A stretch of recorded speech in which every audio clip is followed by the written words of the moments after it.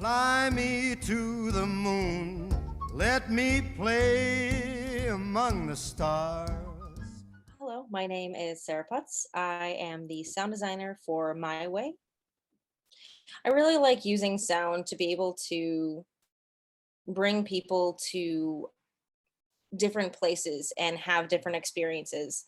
I like to be able to take somebody from, a chaotic world, or they're like, I've been in 15-minute meetings today and everything is crazy, and then just bring them into a world where they can relax, shut things off. And there is a soundscape of, in my way, there'll be sort of like a barscape. You're going to be hearing people murmuring, and you're hearing sounds, and then you're hearing this music, and it's supposed to bring you into this experience where you can forget everything else that's going on and just exist in the moment. So like, how are you creating that environment?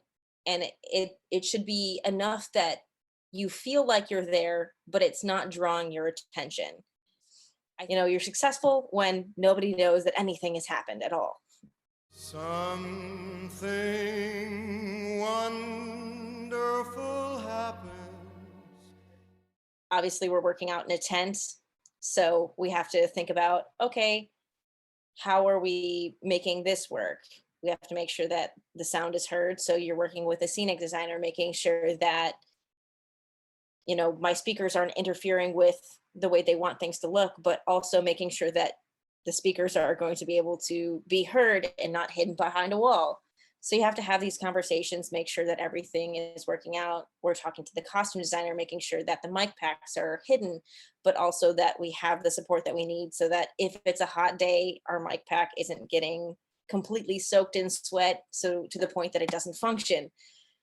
So it's a lot of communication between all of the designers to make sure that each piece lines up, so that we can make sure that we are putting together a cohesive and awesome show for the audience. 'Cause I've got you under my skin.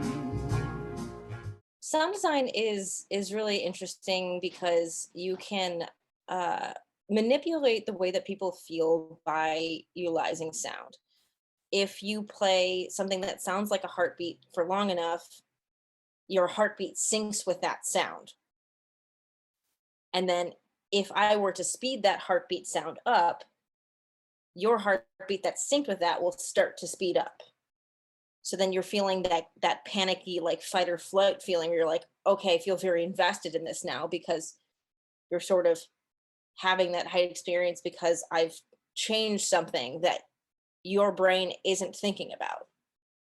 And I think that's really interesting, of like how sound can manipulate the way that you're feeling. And this happens in normal songs and normal everyday things that you're hearing. So like, if you're listening to a song and it has that sort of heartbeat rhythm, you're going to sync up with it. And when that beat drops, you're like, whoa.